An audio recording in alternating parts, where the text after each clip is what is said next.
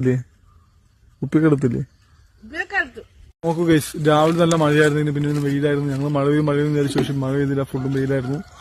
ഇപ്പോഴും വെയിലില്ല. ബക്കറ്റിലും കുപ്പിലും വെള്ളം നിറച്ചു കഴിഞ്ഞാൽ ഇനി പെട്ടെന്ന് കുളിക്കാൻ പ്ലാൻ ചെയ്യാം. അപ്പൊ ഞാൻ അലക്കി കുളിക്കട്ടെ ഗൈസ്. അപ്പൊ അലക്കി കുളിച്ചിട്ട് ബക്കറ്റിലെ വെള്ളം കൊണ്ട് നിറച്ചിട്ടുണ്ട്, കുപ്പി വെള്ളം നിറച്ചിട്ടുണ്ട്, കുപ്പി വെള്ളം നടത്തി വെച്ചിട്ടുണ്ട്. ഇനി പോയിട്ട് ഡ്രസ്സ് വാങ്ങിട്ട് പോവാം.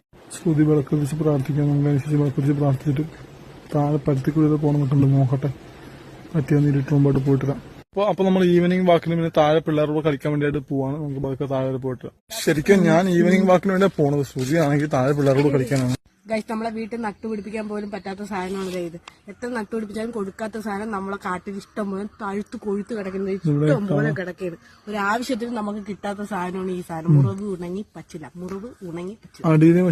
വയലറ്റ് കളറാണ് ഇതിങ്ങനെ 2 ഷെയ്ഡാണ്. പൊളിയ. അപ്പൊ ഗൈസ്, ഇത് മുറിവുകൾക്ക് നല്ല ബെസ്റ്റ് മരുന്ന്.